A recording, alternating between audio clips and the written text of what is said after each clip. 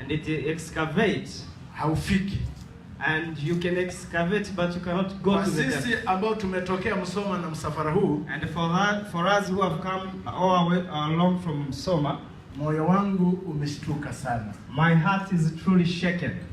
Kwa sababu nimeona bado tuna safari ndefu. Because I can still have a long journey ahead of us. Ya kutoka mwilini kuingia rohoni. Of moving from the flesh to the spirit. Kukulia wokovu. To grow in the spirit. Kuwa kanisa la rohoni. To be a spiritual church. Ni maneno mazito. These are really very strong words. Hofu yangu ni sisi tunaosikia. My fear is for us listeners. Kwa sababu tunaweza kusikia, for we can listen to bila kufika kwenye lengo la kusikia. We can be people who hear but who cannot come to the destiny. Mimi namshukuru Mungu, and I want to thank God. Namshukuru Steven ambaye aliona umuhimu wa kuja kwetu wakati huu. And I want to thank Pastor Steven who considered this time to come to us. Tukua tumekaa popote wala kikao chochote. We never had a plan before.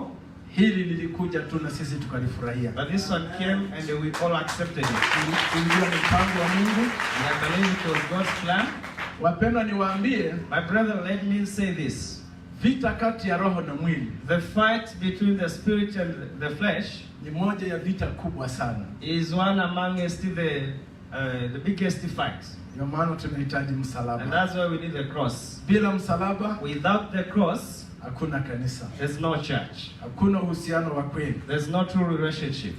Yani haiwezekani. And you know it is impossible. Kwa sababu mwili una nguvu. Because the flesh is very strong. Ni mdanganyifu. And it is always deceitful.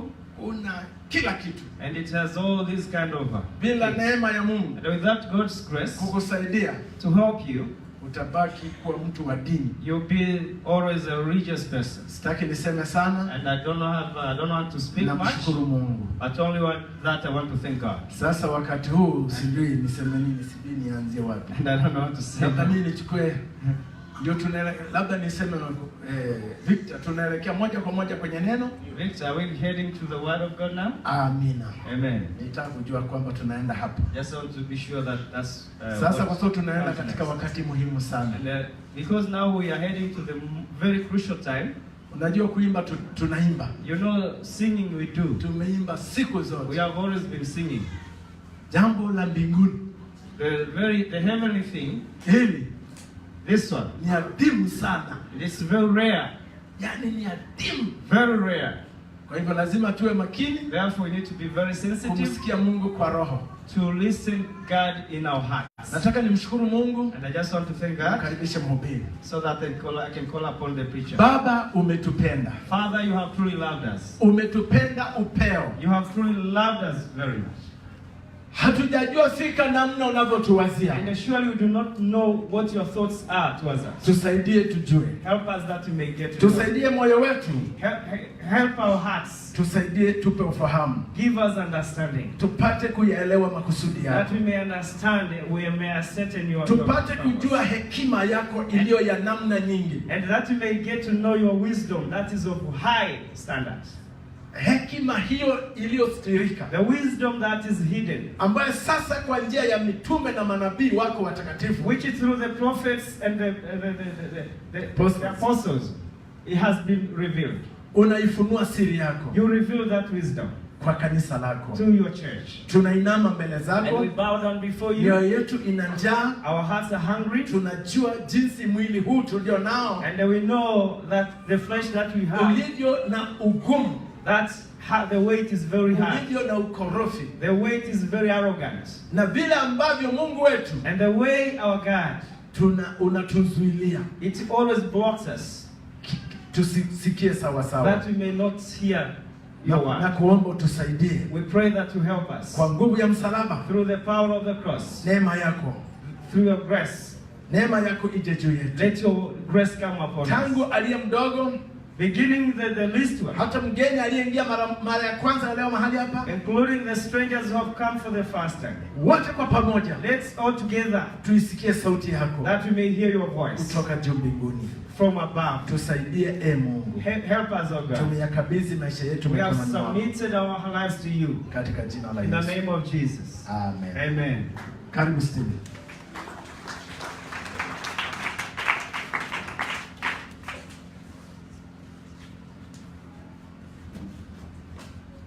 Bwana Yesu asifiwe kanisa. Praise the Lord, church. Amen. Amen. Si unisaidie kumsalimia mwenzako kidogo. Would you greet your neighbor, please? When God gives us a privilege like this, Mungu anapokuwa ametupatia fursa kama hii to come and hear the word, kuja na kusikia neno, this is a wonderful moment. huu ndio wakati wa kipekee sana. I would also say that, as Victor said here, Ningependa kusema kama ndugu Victor alivyosema hapa, the church has grown. kwamba kanisa limekuwa All this far, limekuwa mpaka hivi leo. it is the grace of God. Hapa tulipofika ni kwa neema ya Mungu. Nothing of our strength, Hakuna chochote kwa uwezo wetu, but we can see the benefit of the gospel. lakini sasa tunaweza tukaona manufaa ya Injili. God is uniting us more and more, Mungu anazidi kutuunganisha zaidi na zaidi, and we can see the power of the gospel. na tunaweza tukaona uwezo wa Injili. It's amazing that the gospel makes us more intimate than our blood brothers. Na ni ajabu sana kwamba Injili inaweza ikatuleta karibu kuliko hata ndugu zetu wa damu. I have my brothers that are my real brothers in blood, Ninao ndugu zangu wa damu, but they are not close lakini hawako karibu nami than those that God has united together in the gospel. ukilinganisha wale ambao Mungu ametuunganisha pamoja katika Injili. And the gospel is so powerful, Na Injili ina nguvu sana, because if I remember back my life in ministry, kwa sababu ikiwa nikikumbuka huko nyuma katika huduma, I was visiting Tanzania. nilikuwa ninasafiri mara nyingi kuja Tanzania. I preached the gospel in most of all big cities in Tanzania. Kwa kweli ninakumbuka nimehubiri Injili katika miji yote mikubwa Tanzania. I've gone to most places. Nimeenda maeneo mengi sana. Those are in the 70s and 80s. Katika miaka ya 70 na 80. But when God revealed the treasure, Lakini Mungu alipofunua hazina and the structure and the building of the church, na muundo na ujenzi wa kanisa, and I started to see how God wants to build His church, na nikaanza kuona namna Mungu anavyotaka kulijenga kanisa lake, all my ministry and all everything changed. huduma yangu yote na mambo yote niliyokuwa nayo yakabadilika. And God even changed my friends. Na hata Mungu akanibadilishia marafiki. Now I have better friends than before. Sasa nina marafiki bora zaidi kuliko niliokuwa nao. Because the friends of today are genuine. Kwa sababu marafiki wa kweli wa leo ni wa kweli. Genuine. Ni halisi. Lazaro is my true brother. Kwa kweli Lazaro ni ndugu yangu wa kweli. Amos is my true brother. Lazaro wa Amos ni ndugu yangu wa kweli. All of you people, you are brothers and sisters. Ninyi nyote ni dada zangu na ni kaka zangu. And when I come to you, I don't feel a stranger. Na mimi ninapokuja kwenu sijioni kama ni mgeni tena. Because there is a true spiritual birth. Kwa sababu kuna uzao wa kweli wa rohoni. The gospel has begotten us together. Injili imetuzaa pamoja. And when we are born, we belong to the same house. Sasa tunapokuwa tumezaliwa tunakuwa ni wana wa nyumbani. So when we say we have people in Mugumu, Kwa hiyo tunaposema tuna watu wako Mgumu and Musoma, na Musoma and na Mwanza, Mwanza and Kilimanjaro, na Kilimanjaro and all other places, na maeneo mengine yote, you can see the power of the gospel. unaweza ukaona uwezo wa Injili. And we can give God all Na the praise. tunaweza tukampa Mungu utukufu. This is not the work of man. Hii sio kazi ya mwanadamu, This is the work of the gospel. na hii ni kazi ya Injili. Can we say thank you, Jesus, for the Tunaweza gospel? kumwambia asante Yesu kwa ajili ya Injili. And we can see the power of the apostolic Na ministry. hapo tunaweza tukaona nguvu ya upako wa And kitume. we can see the foundation that Jesus laid for the church. Na tunaweza tukaona msingi ambao Yesu aliweka kwa ajili ya kanisa. And I want to encourage you people, Na ninataka niwatie moyo ndugu zangu. as we continue to be more established on this gospel, Tunapoendelea kuimarishwa katika Injili hii, our fellowship will continue to be more stronger mahusiano yetu na ushirika wetu utaendelea kuimarika zaidi. until we all come to the unity of the faith. Hata sisi sote tufikie ule umoja wa imani. And the end of the time, Na mwisho wa wakati we shall be together in heaven, tutakuwa pamoja kule mbinguni. rejoicing together with Jesus. Tukifurahia kufurahia pamoja na Yesu. So I want to encourage all of you. Kwa hiyo basi nataka nimtie moyo kila mmoja wenu. Let us not take the gospel lightly. Hebu tusichukulie injili kwa uwepesi. It's very serious. Ni jambo ambalo ni la kumaanisha. I was reading this morning Na asubuhi ya leo nilikuwa nasoma how Paul thanked God for the revelation. jinsi Paulo alivyokuwa na shukrani nyingi kwa ajili ya He ufunuo. gives God thanks for the revelation. Anamshukuru Mungu kwa sababu ya ufunuo. The revelation of Christ. Ufunuo wa Kristo. How God has revealed Jinsi ambavyo Mungu ameufunua. the hidden treasure. Alivyofunua hazina zilizositirika. And he continues to reveal Na anaendelea kuzifunua the hidden treasure of the gospel. hizo siri zilizositirika za injili. And more as the ministers comes to us, as I said yesterday. Na zaidi na zaidi kadiri injili inavyotufikia, kama nilivyosema As the jana, ministries comes, kadiri huduma zinavyotufikia, God continues to reveal. Mungu anaendelea kufunua. Amen. Amen. The hidden treasure. Zile hazina zilizositirika. You know, the more the revelation, the more the given life. Unajua kadiri ufunuo unavyokuwepo ndivyo maisha yanazidi kutolewa. When we lack deep revelation, Tunapokuwa tunakosa huo ufunuo wa kina, there are things of the spirit that we miss. kuna mambo ya rohoni mengi tutayakosa. That's why we need ministries Ndio maana tunahitaji hizi huduma to come to us ziweze kutuijia and to make sure na kuhakikisha that we are established, kwamba tumeimarishwa, firm and rooted tuna misingi na mizizi on the apostolic foundation. katika huo msingi wa The mitume. more we are strong and established on that foundation, Kadiri tunavyozidi kuimarishwa katika msingi huo, then when other ministries comes, na huduma nyingine zinapokuwa they zinakuja, are able to build on that foundation. sasa zitaweza kutujenga juu ya huo msingi. What we have had this week, Yote ambayo tumeyasikia wiki hii, kile ambacho tumekisikia wiki hii hakina nguvu kama hatuna msingi. whatever we had this week is no longer strong if we are not founded. So one thing we must make sure Kwa hiyo jambo moja tunatakiwa kuhakikisha as a church kama kanisa and as leaders na kama viongozi is that we are well.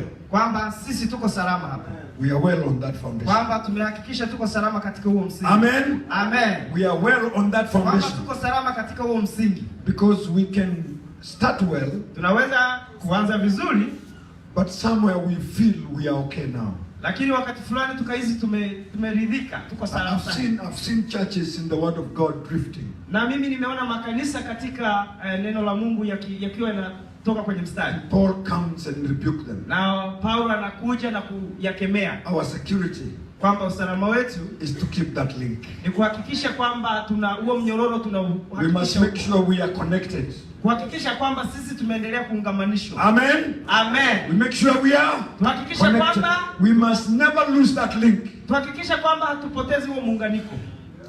You know, Unajua, we may not come quite often, tunaweza tusije mara kwa mara, but when we are linked, lakini tunapokuwa tuko kwenye muunganiko, when the apostolic link is there, wakati tunapokuwa na hiyo huduma ya kitume imetuunganisha, then we are well and we are safe.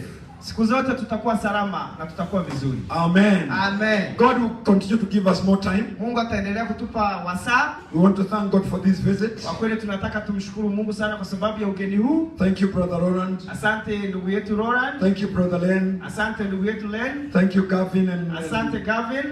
all of you Na that ninyi nyote ambao you've been able to come and hear the word. mmeweza kuja na kulisikia neno. May the Lord bless you. Bwana awabariki. Amen. Amen. Before I call my brother Roland Kabla to share the word this morning, sijamuita ndugu Roland aweze kushiriki neno asubuhi ya leo, I want to remind you that we have a mission in Shinyanga. nataka niwakumbushe kwamba tuna huduma kule, tuna mission kule Shinyanga. This time the Roland's family has been blessed to be with us in East Africa. Jamani, wakati huu familia ya Roland imebarikiwa, imetubariki, imekuwepo Afrika Mashariki.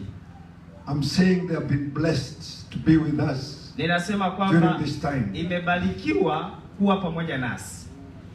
You know, even Gavin, can you stand? Even Gavin is married to Roland's daughter. Unajua hata Gavin ameoa binti yake na mzee Roland. And now next month, Roland's wife is coming to be with us. Na unajua mwezi ujao mke wa Roland atakuja kuwa pamoja nasi. This is your season, brother. Kwa hiyo huu ni msimu wako ndugu Roland. Thank you so much. Mungu akubariki sana sana. So ladies, we are going to Shinyanga from the 17th to 21. Sasa wamama mkumbuke safari na magari yote yataelekea Shinyanga. I really want to encourage all of you. Na ninataka niwatie moyo kila mmoja. From Mugumu to the village. Kutoka mjini hapa na vijijini kote. Everywhere. Kila mahali. Let us all meet in Shinyanga. Hebu sote tuhakikishe tunakutana Shinyanga. I'll be happy to see you there. Kwa kweli nitakuwa mwenye furaha nyingi sana kuwaona huko. Then in May we have our Mauritian conference. Na mwezi wa 5 tuna lile kongamano letu kuu la Mauritius. This is our conference. Na hili ni kongamano letu. And I still want to encourage you. Na pia ninataka niendelee kukutia moyo. Mauritius is a little island of about 1.3 million people. Na ni kisiwa kidogo tu kama cha watu 1.3 milioni. But that's where God chose to connect us. Lakini hapo ndipo Mungu alichagua sisi tuungamanishwe. And because it is our home. Na kwa sababu ni nyumbani kwetu, even you sisters and brothers, why don't you yearn to be there? Hata ninyi wa dada, wa mama, vijana, kwa nini msiwe na shauku ya kwenda huko? Everybody is welcome to this conference. Kila mmoja anakaribishwa katika kongamano. So I want to encourage you. Kwa hiyo nataka nikutie moyo. People from this region. Watu kutoka maeneo haya. Please, tafadhali, encourage yourself, and if you can make it to be a ticket. Hebu kila mmoja ajihamasishi kama unaweza kupata ticket. To be very, very glad to see you there. Sisi tutafurahi sana kuwaoneni kule. So the May conference is from the 7th to the 12th of May. Kwa hiyo hilo kongamano la mwezi wa 5 ni kuanzia tarehe 7 mpaka tarehe 12. Let us all reach out to other ministers of the gospel who are not even in our fellowship. Hebu tuwafikie hata na watumishi wengine ambao hawako katikati ya utumishi wetu na ni huduma yetu hii. I'm trying to do that in Kenya. Mimi ninajitahidi kufanya hayo nikiwa Kenya nyumbani. And by now I have 10 outside our fellowship who are going to Mauritius. Na sasa tayari nimeshapata watumishi 10 ambao hawako kwenye ushirika wetu wa CTMY. So let us encourage also pastors from our region. Hebu na sisi tujaribu kuwatia moyo na kuwahimiza wale ambao ni watumishi. This gospel is not for certain people. Najua hii injili sio kwamba ni kwa ajili ya watu fulani. This gospel is for the church. Hii injili ni kwa ajili ya kila kanisa. And Jesus said, na Yesu alisema, and this gospel na kwamba injili hii shall be preached unto the whole world. Itahubiriwa katika ulimwengu yote. A witness. Upate kuwa ni ushuhuda. And then the world will come. Na hata hapo mwisho let us be kind to other people. Hebu jamani tuwe na upendo kwa watu wengine. Let's reach out. Hebu tuwaendee. Whichever door the Lord will open. Popote mlango utakapofunguka. Whether it's a window or a hole, whatever, let's preach the gospel. Hata kama ni mlango au dirisha au ni katika shimo kadogo, hebu tuhubiri injili. Amen. Amen. And this year August, na mwezi wa 8 mwaka huu, we are all going to Nairobi for the August conference. Magari yote yatakuwa yanaelekea Nairobi katika kongamano letu. For the last 2 years we went to Dar es Salaam. Katika miaka 2 iliyopita tumekuwa tunaenda Dar es Salaam. But for this year, lakini katika mwaka huu, we are going back to Nairobi. Sasa tutarejea tena Nairobi. So I want to encourage all of you. Kwa hiyo tena nataka kuwahimiza kila mmoja. Mugumu and Nairobi is not far. Mugumu na Nairobi ni karibu sana. Please let us meet in Nairobi. Tafadhali sana tukutane Nairobi. From the 14th to the 16th of August. Kutokea tarehe 14 mpaka tarehe 16 mwezi wa 8. Tuanze kujitayarisha. So let's get prepared. Amen, watu wa Mugumu. Amen, people of Mugumu. Amen. Amen. This year during our ladies conference in Shinyanga, mwaka huu wakati wa kongamano la wamama pale Shinyanga, we will have sisters from quite a number of countries. Tutakuwa na wadada wa mama kutoka mataifa mbalimbali. I was trying to check, we will have 10 countries meeting together. Nilikuwa najaribu kufuatilia, ninaona kama tutapata wawakilishi kutoka mataifa 10. We will have Kenya, tutakuwa na watu kutoka Uganda, Tanzania, Zimbabwe, Botswana, South Africa, Afrika ya Kusini, Mauritius, Burundi, Rwanda, and Congo. Na Congo. It will be a wonderful ladies conference. Kweli itakuwa ni kongamano zuri sana. Amen. Amen. And that does not mean because it's a ladies' conference, Na hiyo haimaanishi kwa sababu tu ni kongamano la kina mama men are not welcome. kwamba wanaume sasa mmezuiliwa hamwezi kuja. Wanaume mkipata nafasi John, You men, if you have time, you are most welcome. tunaweza kuja hata kuwapikia wamama. We can even come and cook for the ladies. Amen. Amen. God bless you so much. Bwana wabariki sana. Thank you so much for your hospitality Asante sana kwa ukarimu wenu and your open hearts. na mioyo yenu namna ilivyofunguliwa kwetu. You have blessed us, Tubariki. and we pray that God continue to establish your life. Na ni maombi yetu kwamba Mungu ataendelea kuyaimarisha maisha yenu. Amen. Amen. Can we all stand? Naomba tusimame sote. Let us all stand. Tusimame sote. Bwana sehemu yangu, rafiki yangu wewe, katika safari yangu tatembea na wewe, o Yesu, pamoja na wewe, pamoja na wewe, katika safari yangu tatembea na wewe. Father, we ask you to bless your word. Baba, tunakuomba ulibariki jina la neno lako. Anoint your servant. Mtie mafuta mtumishi wako. Use him as a tool in your hand. Tumie kama chombo mikononi mwako. And we thank you for this time, Na Lord. tunakushukuru kwa ajili ya wakati huu Bwana. As you also give your people a heart to listen and to Na receive. unapowapa watu wako moyo wa kupokea na kupokea. We thank you, Father. Tunakushukuru Baba. We bless you. Take charge of this meeting. Tunakubariki kwamba uchukue mamlaka juu ya kanisa hili. And let your anointing be with us. Na kwamba upako wako uwe pamoja We nasi. thank you and we praise you. Tunakushukuru na tunakutukuza. In the name of Jesus. Katika jina la Yesu. Amen. Amen. Amen. Amen. Hallelujah. Hallelujah. Now, I want to take this chance Na sasa nataka nichukue fursa to hii invite my brother Roland niweze kumkaribisha ndugu Rora and brother Amos na mzee wetu Amos to come and bring the word of the Lord. waje na walilete neno la Bwana. God bless you, brother. Bwana awabariki. Brothers and sisters, good morning. Habari asubuhi. I thank the Lord Namshukuru Mungu for the opportunity of being able to share His word, kwa fursa hii nzuri niliyoipata ya kushiriki neno la Mungu to take part in the construction of the church. na kuwa sehemu katika ule ujenzi wa kanisa. I want to thank Brother Stephen Nataka nimshukuru ndugu Steven that I have been sensitive to make it possible ambaye alikuwa makini hata kusikia for us to be in these different Hata local ku- churches. kuleta kuwezesha sisi kuwa katika haya As he makanisa. said, it was my season Kama alivyosema, huu ulikuwa msimu wangu to bless, kuja kubariki, but I tell you it's my season to be blessed. lakini waambie ukweli, hata imekuwa wakati wangu wa I msimu have wangu wa been kubarikiwa. so blessed to Nimebarikiwa feel sana your heart. kuhisi mioyo yenu. You know, sometimes we need to be baptized in Africa.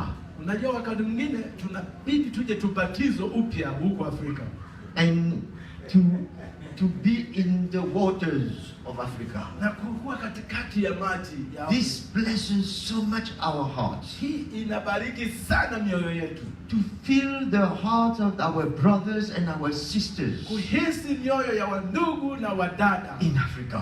Afrika. I tell you, Na you kuambie, don't realize how much you bless our hearts. nyinyi hamjui ni kwa kiasi gani mnavyobariki mioyo yetu With your hearts. na mioyo yenu. Sometimes in Mauritius, Wakati mwingine kule Mauritius, many say, I want to go to Africa. wengi wanasema natamani niende Afrika, I want to feel the heart of the Lord. nataka nihisi moyo wa Bwana kwa watu wao. You want to feel our heart. Wanataka kusikia mioyo yetu, But it's the same. lakini vile We vile want to feel your heart. nyinyi mnataka kuhisi wa kweli na sisi That's tunataka the kuhisi. love of Jesus in his body. Huo in ndio his church. upendo wa Yesu katika mwili wake. We thank Jesus to have united our hearts. Tunamshukuru Yesu sana aliyeunganisha mioyo yetu. Mauritius is so small. Mauritius ni nchi ndogo, But don't worry, the planes happens to see it anyway, to come.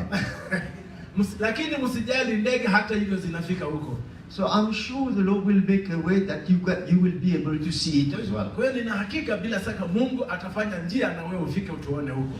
So we love you so much. Kwa hivyo tunawapenda sana. And I want to emphasize a little bit more. Na nataka nisisitize kidogo tena. In thanking you all. Na kuwashukuru ninyi nyote. For your warm welcome. Kwa ukaribisho wenu. For having taken care of us. Kwa kututunza.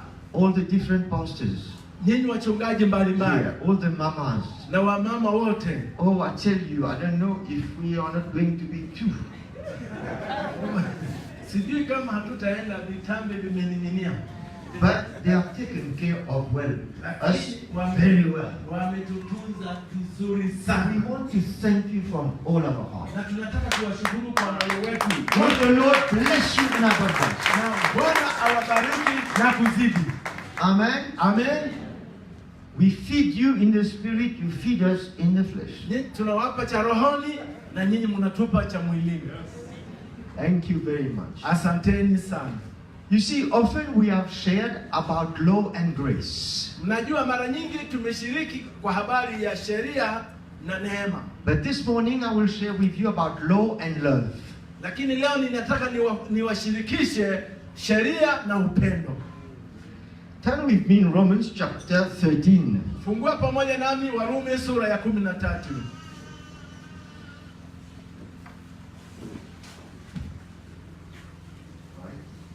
Yes. The love of God, upendo wa Mungu, spoken in the time of the law, under the law. Upendo wa Mungu uliongea hata wakati wa kipindi cha sheria. The law of Moses, katika sheria ya Musa, as a main purpose, kama kusudi muhimu, the protection of mankind. Kama kusudi la kulinda wanadamu. The love that is spoken in the 10 commandments. Upendo ambao unena katika amri 10.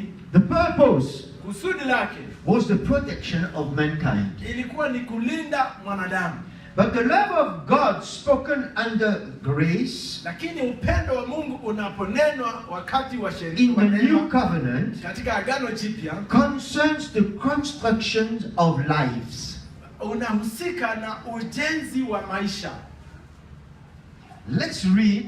Hebu tusome in verse 8. Mstari wa 8. Oh, no one anything except to love one another. Msiwiwe na mtu kitu chochote isipokuwa kupendana. For he who loves another has fulfilled the law. Kwa maana ampendaye mwenzake ameitimiza sheria. Under the law, chini ya sheria, everyone owed something to God or anyone else. Kila mtu alikuwa na neno dhidi ya mwenzake, hata dhidi ya Mungu. When the sin, walipotenda dhambi, they owed something. Waliwiwa. They had to offer sacrifice. Ilibidi watoe dhabihu.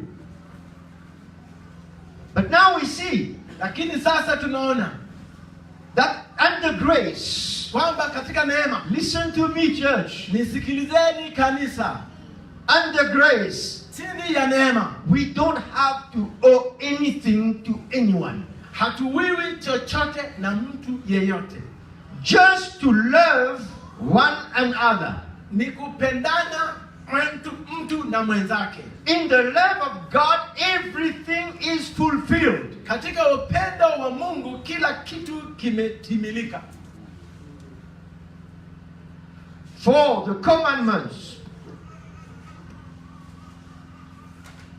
In other words, before we read 9, in other words, kwa maneno mengine, from the law, kutokana, it always put a demand on man. Katika sheria kila wakati kulikuwa ni kama you have to.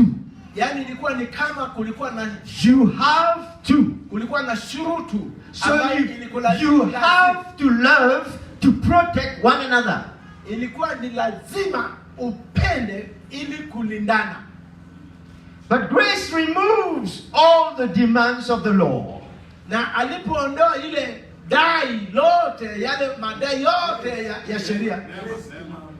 Kumbe neema imeondoa. Neema imeondoa hayo madai yote ya sheria. In order to owe no one anything. Ili usiwiwe na mtu yeyote chochote. But love. Bali kupendana. If I do something bad to hurt you, kama nikifanya jambo baya nikakuumiza, I owe you something. Unaniwia kitu. I need to repent. Inanibidi kutubu. Are you there? Uko hapo? But when I walk in love, lakini nikitembea katika upendo, I do less and less mistake to hurt you. Nitakuwa kukukosea kutazidi kupungua na kupungua sana, kwa sababu so I owe you less and less. Kwa hiyo nitawiwa na wewe kidogo na kidogo, kichache na kichache mpaka mwisho. There is less opportunity to sin. Bado kuna uwezekano wa kukosea au kutenda dhambi. Where I have to owe something to someone. Mahali ambako labda ninaweza kuwiwa kitu na mtu. We're not talking about money. Hatuongelee hapa pesa. We're talking about repentance, forgiveness. Tunaongelea hapa kutubu na kusamehe. But working in love, lakini kutembea katika upendo, we don't have to owe anything to anyone more and more than to love him. Hatuwiwi chochote na mtu zaidi na zaidi tofauti na kupenda. Verse 9 says, for the commandments, you shall not commit adultery, and so on, and so on, and so on. And maana kule kusema usizini, usiue, usiibe na hili. He says at the end of the verse, inasema katika mwisho wa huo mstari, and if there is any other commandment, na kama kukiwemo na amri nyingine yoyote, are all summed up in saying, namely, you shall love your neighbor as yourself. Inajumulishwa katika neno hili moja tu ya kwamba umpende jirani yako kama nafsi yako. That is the verse and the law. Huu ndio mstari. Listen to me carefully. Chini and the law. Huu ni mstari chini ya sheria. You shall love your neighbor as yourself. Umpende jirani yako kama nafsi yako. In other words, do you want to do bad to yourself? Je, kwa maneno mengine unataka kujitendea mabaya wewe mwenyewe? So you want to do bad to your brother. Kwa hivyo usimtendee mabaya vile ndugu yako. So under the commandment it was a protection. Kwa hivyo katika agano la kale ilikuwa ni usalama. But in John chapter 15 verse 12, lakini katika Yohana sura ya 15 mstari Jesus speaks differently now. Sasa Yesu anaongea hapo tofauti sasa. As he said to the Pharisees, you say it is written, but I say. Kama anavyosema nyinyi mnasema imeandikwa, lakini mimi nasema. So we see love mentioned under the old covenant. Kwa hiyo tunaona upendo ulinenwa hata katika agano la kale, to protect him, kuulinda utu wa watu. But in John 15:12, lakini katika Yohana sura ya 15 mstari wa 12, Jesus says, Yesu amesema, you will love your neighbor as I have loved you. Mpende. It changes. Anasema amri yangu ndio hii, mpende kama ninavyowapenda. I have loved you. Mpendane kama mimi nilivyowapenda ninyi. That implies a gift of myself to love. Hii inaongelea kipawa au zawadi ya upendo wangu kukusaidia kupenda. It's not only as a protection like under the commandments. Sio ule tu ulinzi uliokuwa au ule usalama uliokuwa katika agano la kale. Because God so loved the world that he gave his son. Kwa sababu Mungu aliupenda ulimwengu hata akamtoa mwanae. To love with the love of Jesus is a giving heart. Kupenda katika upendo wa Yesu ni moyo uliotolewa. It's no more a principle to protect the other one. Sio tena kanuni ya kulinda usalama wa wengine. It's a given life. Ni uhai uliotolewa. Jesus loved us and gave his life for his church. Penda hata akautoa uhai wake kwa ajili yetu na kwa ajili ya kanisa. And his church, na kanisa lake, each member, kila mshirika he asked us to love one another as he loved us.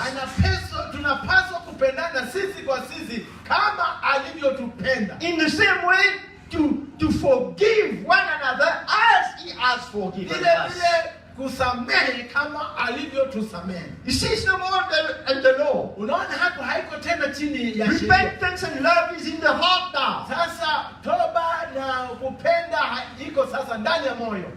The way he loved us, he gave himself. Namna alivyotupenda akajitoa mwenyewe.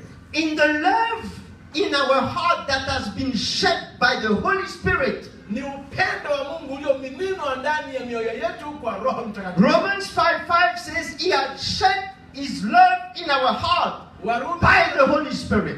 Warumi sura ya 5 mstari wa 5 anasema amemimina upendo wake It's no ndani more a yetu. principle. It has been given, shed by the Holy Spirit. Kanuni tena tumepewa The love of Jesus upendo wa Yesu in me and in you. ndani yangu na ndani yako. So it's not the principle. Kwa hivyo sio tena kanuni au masharti. When the Holy Spirit is there, Roho Mtakatifu hawapo the hapa. love of God is there. The love of God is there. Upendo wa Mungu uko hapo. It's not something I'm applying to do. Sio kitu ambacho ninalazimika He kufanya. has shed his love here. Amemwaga upendo wake hapa. But you know what is blocking that love? Lakini unajua ni kitu gani kinachozuia upendo huo? Our selfish, our flesh. Ubinafsi wetu, umwili wetu. Our old self. Ile asili ya kale. What we are Vile tulivyo. is blocking Inazuia that love ule that upendo has been shed by the Holy Spirit. uliomiminwa na Roho Mtakatifu ndani mwetu. You remember that woman that broke a vase? The bottle of perfume. Mnamkumbuka yule mama aliyevunja kibweta cha marehemu And just poured on Jesus' feet. na akamwaga yale manukato And katika then miguu she yake. washed, she cleaned with Alafu akachukua nywele zake akaanza kufuta zile nywele. how precious she was seeing the love of God for her. Yaani nyinyi mnafikiri huyu mama aliona upendo wa thamani namna gani katika And then the word said that perfume, it fills all the place. na yale manukato yakakijaa kile chumba kila mahali. When the work of the cross Wakati kazi ya msalaba is breaking our life, inapovunja maisha yetu, that's where the love of God will be released hapo ndiko day upendo, after day, more and more for his people. hapo ndipo upendo wa Mungu unapoendelea kudhihirika siku na siku na kila siku kwa watu wake. In my flesh, naturally, I don't want to love. Katika mwili wangu huu kwa asili sitaki kupenda. I want to hate. Nataka nichukie. I want to be irritated. Nataka kulipiza I kisasi. want to be frustrated. Nataka kuwa na yani mashaka. I'm frustrated with my wife. Natishiwa tu hata na mke wangu. If she brushes her teeth in one way, Akiburashi mswaki upande mmoja, and she makes too much noise, alafu anasugua, I'm irritated. anapopiga mswaki labda upande mmoja hapo inatoa sauti. Inanudhi tu. Just to show you a little example. Yani kukuonyesheni kamfano kadogo tu. How the love of God can be blocked. Vile upendo wa Mungu unaweza kuzuiliwa. That's why we want to be free. Hivyo ndivyo tunavyotaka Mungu anavyotaka tuwe huru. Of who we are. Huru mbali na vile tulivyo. So that there is no obstacle to love one another as Jesus loved us. Ili tusiwe na kikwazo chochote cha kutuzuilia kupendana sisi kwa sisi kama vile Yesu alivyotupenda. To start with those that are closest to us. Tukianzia na wale wanaotuzunguka. Our family. Familia zetu. That we see 24 hours ambao tunaonana 24 hours. Ambao tunaonana nao masaa 24. 7 on 7. Wiki nzima. That's where the test is. Hapo ndiko jaribu liliko. How much of me is veiling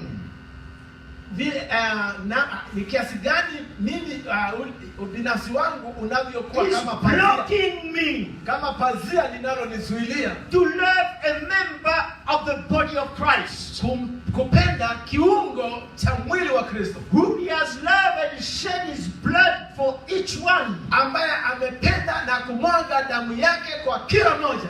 I'm quick to be irritated, to judge, Niko haraka sana kukasirika na kuhukumu, to criticize. kulaumu. Let's not be condemned, brothers and sisters. Ndugu zangu, hebu tusihukumiwe. All flesh is the same. Miili yetu sisi wote ni ile ile. In Mauritius, in Tanzania, in Kenya, in France, Huko Mauritius, Kenya, Tanzania, Ufaransa, mwili ni ule ule. it's the same. Mwili ni ule ule. Can you see sometimes when a dog, the way he lies on the floor, Je, unaona wakati mwingine mbwa anavyolala sakafuni? it's in the same way in Mauritius, in Kenya, in Tanzania, in France. Mbwa anavyolala Mauritius ndivyo hivyo anavyolala Kenya, Tanzania, hata Mauritius. Or when the dog sleeps, they sleep on the fourth, they are standing sleeping. Au anapolala hivi huku amesimama. Sisi ile vile tu. But the love of God is the same in the body of Christ everywhere. Na upendo wa Mungu ni ule ule katika mwili wa Kristo kila mahali. But we are the one blocking Lakini sisi ndio kizuizi, what is precious. kuzuia kile ambacho ni cha thamani, Give the love of God. ili kiachilie upendo wa We need Mungu. to give ourselves on the altar. Tunapaswa kutoa miili yetu hii katika It's madhabahu. not done in one day. Haifanyiki siku moja. Days after days are adding up. Siku baada ya siku na juu ya siku Paul zinakoendelea. says, each day Paulo anasema kila siku I wake up in the morning ninaamka asubuhi with good intentions. na makusudi mazuri, But my wife does something that I don't like. lakini mke wangu akifanya jambo ambalo labda sitaki, It's as if it's like a match. It has ni kama kiberiti tu kimepigwa moto umelipuka. and the fire just comes. No. But where did the fire come now? Sasa unaona moto umelipuka, unajiuliza huu moto umetokea wapi Who sasa? did this? Nani ameleta moto I've tena? just woken up. I'm in peace. Niliamka na amani yangu, I've slept well. nililala vizuri. But the fire just started. Sasa moto tena umetokea wapi jamani? And the love of God is blocked. Na upendo wa Mungu unafungwa. Why am I sharing that? Kwa nini ninashiriki nanyi hili? To see the need. Kuona hitaji. It's not a movement to follow, to take up your cross. Sio hatua nyingine ya kutembea na kuchukua msalaba. It's a real and deep need for my life. Hili ni swala zito la muhimu ndani kabisa ya kina ya maisha yangu. Because I want to walk in the love of God. Kwa sababu nataka kutembea katika upendo wa Mungu. But it costs me. Lakini inanigharimu.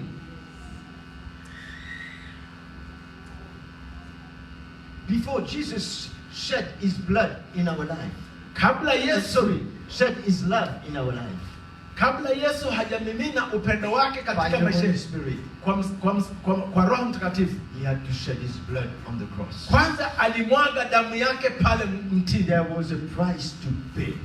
Kulikuwa na gharama To give us this love. ili atupe upendo huu. There is a price to pay now for us. Sasa pia kuna gharama kwa sisi kulipa To walk in this love that he gave us. ili tupate kutembea katika upendo huu aliotupa. So, Kwa hiyo in verse 10, Warumi sura ya 13 mstari wa 10. love does no harm to a neighbor. Therefore, love is the fulfillment of law. Pendo halimfanyii jirani neno baya. Basi pendo ndilo utimilifu wa sheria. If we work in love, Tukitembea katika we upendo, won't owe anything to anyone. hatutamuumiza au kumuudhi mtu yeyote. Hatutawiwa kitu na mtu. If not, we have to repent 4 or 5 times a day. Vinginevyo tutatubu mara 4 mara 5 kwa siku. No problem for that.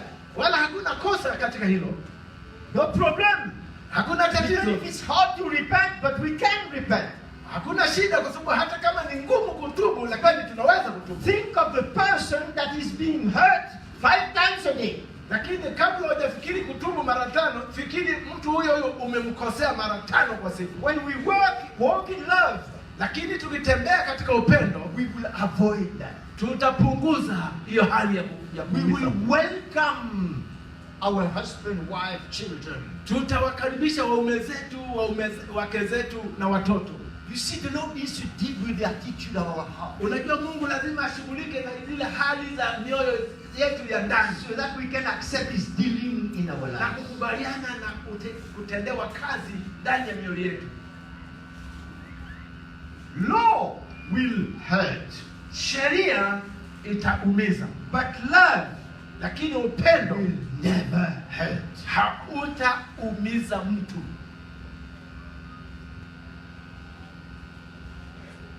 Sometimes I have done something to my wife and it was not right, Wakati mwingine ninafanya jambo kwa mke wangu na silo sahihi, but because of my pride, lakini kwa sababu ya kiburi changu I tried to explain in words najaribu kumweleza kwa maneno that I didn't want to hurt you. kwamba sikukusudia kuumiza, But she seems to not understand the words I'm explaining. lakini anaonekana kama haelewi yale maneno ninayomweleza. She says, but I can't feel your heart. Ananiambia, lakini mbona sihisi moyo wako? You are giving me a lot of explanations. Unanipa maelezo marefu, But I don't need all this now. lakini sihitaji maelezo hayo yote sasa.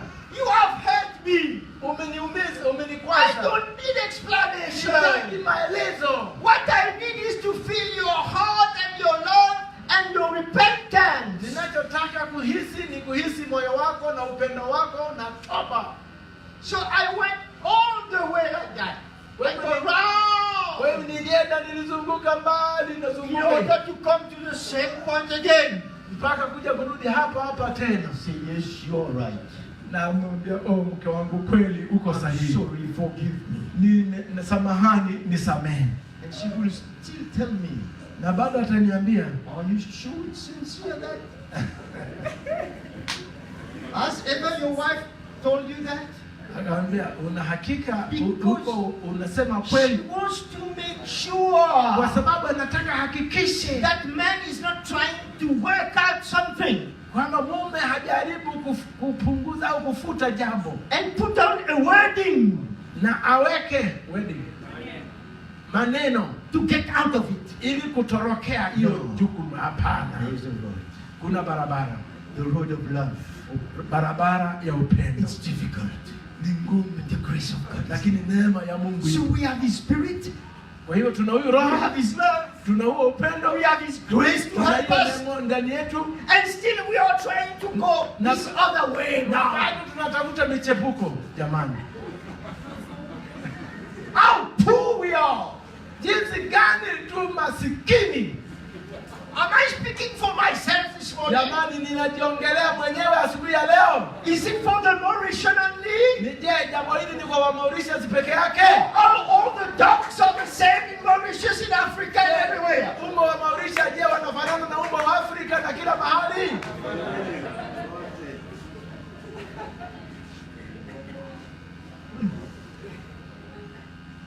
Love will never hurt. Upendo hautakaa uumize. It will fulfill towards others everything that the law demands of us. Utawatimizia wengine chochote ambacho sheria inataka. All that we read of the 10 commandments, Yale yote tunayosoma katika zile amri when we 10, love, tukipenda it will fulfill all that. itatimiliza yote. That's wonderful. Jamani, hii si ni ajabu? I'm just wondering sometimes Hata mimi nashangaa how wakati it mwingine. must have been to live under these 10 commandments if we were at that time. Hivi tungeishije chini ya zile amri 10 kama tungeliishi wakati huo? How much we need to appreciate that the love of God now has been able to be shed Na ni in our kiasi heart. gani tunadaiwa au tunawiwa kuheshimu vile upendo wa Mungu And ulivyo. still we are trying to hide that love. Na bado tunajaribu kuficha huo upendo. Instead of being broken and let the perfume Badala ya kuvunjika na kuruhusu hayo manukato ya kijaze chumba. in the flesh, Katika mwili, we like to put nice perfume. katika mwili wetu huwa tunapenda kupulizia manukato You mazuri. know the good perfume like Christian Dior in France. Yaani kuna perfume nzuri kama inaitwa When you put Christian that perfume, ya Ufaransa. from the door there, I can smell dog coming. Yaani kama umejiwekea hiyo perfume, ukifika mlangoni huko unasikia manukato But yameshaka. let me tell you, the perfume of the life and the love of Christ, it goes even further. Lakini waambie leo manukato na marashi ya upendo wa Mungu kwenye mioyo yetu inazidi hayo manukato mbali. That's what we need among ourselves, Na hiyo ndio tunachohitaji katikati yetu, among the servants of God. katikati ya watumishi wa Mungu. Romans 12, Warumi 12 verse 17. mstari wa 17. Repay no one evil for evil. Msimlipe mtu uovu kwa uovu. Have regard for good things in the sight of all men. Angalieni yaliyo mema machoni pa watu wote. If it is possible, as much as depends on you, live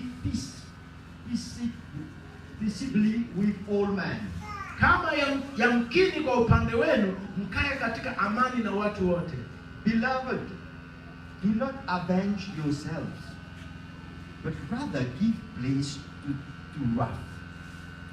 Wapenzi, msilipize kisasi, bali ipisheni ghadhabu ya Mungu, For it is written, maana imeandikwa, vengeance is mine, I will repay, says the Lord. kisasi ni juu yangu mimi nitalipa, It's asema the Bwana. Lord that is going to repay everything through judgment. Ni Bwana atakaye kuja kulipa kila kitu siku ya hukumu. When we walk in the flesh, Tukitembea katika and mwili not in the love of God, na si katika upendo wa we Mungu, walk under law. tunaenenda katika sheria. We want to bring judgment and make the person repay. Hatutaleta hukumu na kumfanya mtu kutubu. This is our own self, our flesh. Huu ile ni nafsi zetu, ni asili yetu, ni He mwili wetu. loves the law. Mwili huu unapenda sheria, Because he wants to cut out and sort out. kwa sababu mwili unataka ukate, utengeneze mambo There mwenyewe. is no place for that in the love of God. Hakuna kitu kama hicho, hakuna nafasi kama hiyo katika upendo wa Mungu. Everything they did to Jesus, Kila kitu walifanya kwa Yesu. he was righteous. Alikuwa mwenye haki, He's done nothing wrong. hakufanya lolote Nothing baya. bad come out of his mouth. Hakuna kitu neno baya lilitoka kinywani mwake. You know what Jesus did? Unajua Yesu alisema nini? The word says that he trusted it to the Father. Yaani chochote walichomfanyia yeye alimsadiki Mungu. You Baba. see, if you keep something in you Unaona, ukihifadhi au and ukiweka you kitu don't ndani release it in the love of God na usiachilie katika upendo wa and Mungu forgive, na kusamehe, you know what's going to happen? unajua itafanyika You nini? will carry this thing. Utabeba jambo hilo, You won't sleep at night, utalala usiku, and you would want to make justice yourself na utajaribu kufanya haki mwenyewe, because you are carrying kwa that. sababu wewe ndio umelibeba Do you jambo. know what Jesus did? Na unajua Yesu alifanya When nini? they acted like that towards him, Walipomtendea hayo, he didn't receive that. hakuyaruhusu hayo. He gave back to the Father, who is the righteous judge, to judge it. Alimkabidhi Baba yote, mhukumu mwenye haki. I tell you, Na kuambieni, if you see that freedom in love, ukiona uhuru huo katika you upendo, will live free in your heart. utaishi ukiwa mtu huru moyoni mwako, Because you can carry so many hurts. kwa sababu unaweza kubeba majeraha mengi sana moyoni mwako. And now you are trying to find out how you are going to sort this one, Na and this sasa one. utajaribu namna ya kutatua hili. And it has become a load, a burden. Na sasa inafanyika kama mzigo juu yako. But the word says it's not us to avenge and sort out these things. Neno la Mungu linasema sio juu yetu kulipa kisasi. We must give it back to the righteous Mtu akikutendea judge jambo, mpe hukumu mwenye haki and forgive. na usamehe. So we live in peace. Kwa hivyo tutaishi kwa amani. If you don't have to go to court, Huna haja ya kwenda mahakamani. you feel well, no?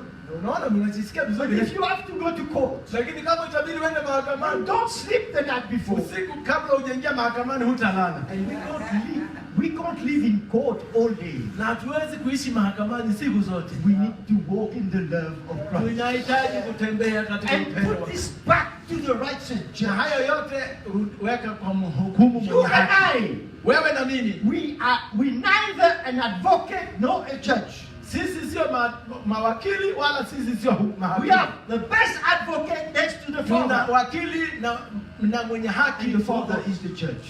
na Yesu ndio wakili wetu na Baba ni hakimu. Stop taking these cases on you. Kwa hivyo acha kubeba malaumu haya na mashtaka haya ndani yako. Walk free. Tembea mtu huru. Let the love of Jesus work through our lives. Hebu tuachie upendo wa Yesu. Release utupende them. sisi. Tuachilie. Amen? Amina.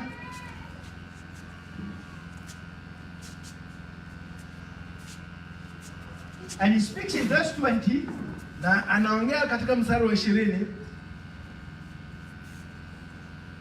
That therefore, if your enemy is hungry, listen here. angalieni huo mstari wa 20 hapo. I think that is a strong statement. Wapendwa, nadhani hii usemi huu ni If mzito. your enemy is hungry, Kama adui yako akiwa na njaa, feed him. mlishe. If he's thirsty, Akiwa na kiu, give him a drink. mnyweshe. For in so doing, you will heap coals of fire on his head. Maana ufanyapo hivyo utampalia makaa ya moto kichwani pake. Look how we need to act towards our enemy. Hebu angalieni wapendwa, jinsi ambavyo tunapaswa kufanya mbele ya adui yako. He's our brother and sister, our enemy. Je, ndugu yetu au dada yetu ni adui yetu? How much more we need to walk in love towards one another. Ni kiasi gani zaidi tunapaswa kutembea katika Because upendo you wa are Mungu? not my enemy. You are not my Kwa sababu enemy. wewe si adui yangu. If I treat my enemy like that, Nikimtendea hivyo adui yangu, how much more I will treat you well. ni kiasi gani nitakutendea wewe vizuri? You, my brother, Wewe my ndugu yangu, sister, dada yangu, my husband, my mume wife. wangu, mke my wangu, children. watoto wangu. I tell you, Na kuambieni, we want to be free. tunataka kuwa huru. It's a freedom to be able to walk in love. Kuna uhuru wa kutuwezesha kutembea katika upendo. Freedom! Uhuru Not to hold things against anyone. si kubeba jambo lolote dhidi ya mtu. It's a great freedom. Ni uhuru mkuu. Jesus has come to set us free. Na and Yesu free amekuja indeed. na kuja kutuweka huru na kutuweka huru kweli kweli. The flesh as well as the law Mwili pamoja na sheria can hurt and repay evil. unaweza ukaumia na kulipiza kisasi. Let's read 1 Thessalonians 5. Hebu tusome Wathesalonike wa kwanza sura ya 5.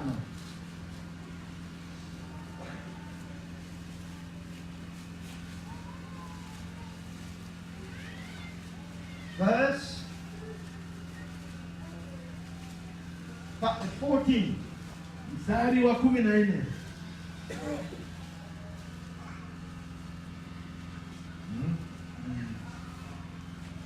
Now we exhort you, brethren, warn those who are unruly,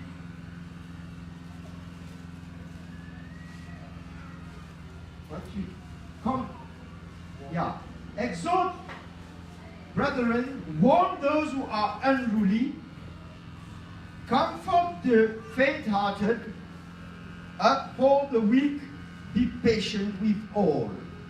Ndugu, twawasihi, mstari wa 14, Waonyeni wale wasiokaa kwa utaratibu, watieni moyo walio dhaifu, watieni nguvu wanyonge, vumilieni na watu wote. There are different ways of building the church. Kuna njia nyingi za kulijenga In the kanisa love of God. katika upendo wa Kristo. We can correct, Tunaweza kusahihisha, we can exhort, tunaweza kutia moyo, we can warn, tunaweza kuonya, we can comfort, tunaweza kufariji, and we can uphold. na tunaweza kuinua. So in the love of God, Kwa hivyo katika upendo wa Mungu there are so many different aspects in order to build life of people. kuna maeneo mengi ambayo yanapaswa kutumika ili kusudi kujenga maisha ya watu. Listen to that. Sasa sikiliza hicho. In the love of God, Katika upendo wa Mungu is goodness kuna uzuri and his severity. na na ukali au uonyaji Are on the same level. yote yanafanana. God is good, Mungu ni mwema, but he's severe. lakini bado ni mkali, He can chastise us. anaweza kuturudi, This forms part of his love. na hii hufanya sehemu ya So upendo that we don't stay in our foolish ways. ili tusibaki katika njia yetu ya That's upuzi. his grace towards us. Yeah? That's his grace towards us. Na hiyo ndio neema kwa ajili yetu. See that no one renders evil for evil to anyone.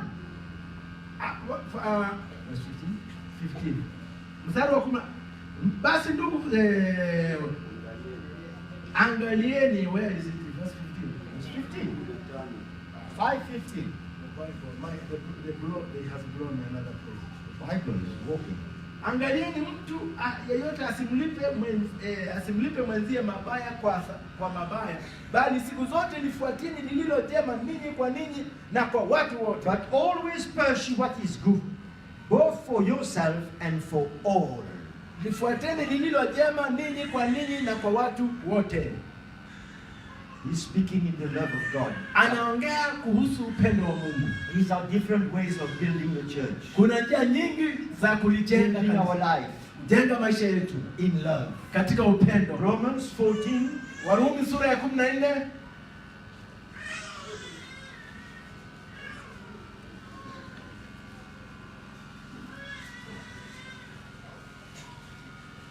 Romans 14. Warumi 14.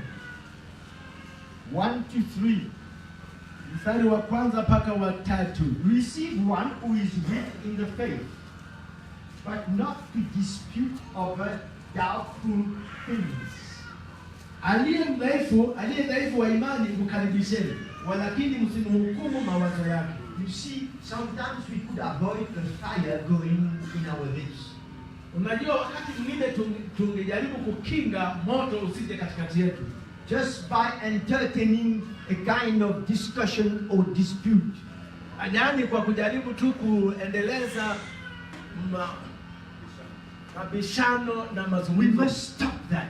Lazima It tuiche should hivyo, not exist among us. isiwepo miongoni mwetu In our couple. katika ndoa zetu.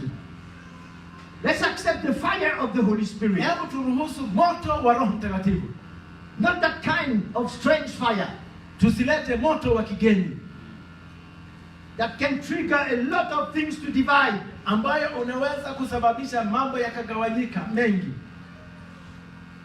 For one believes he may eat all things, but he who is weak eats only vegetables.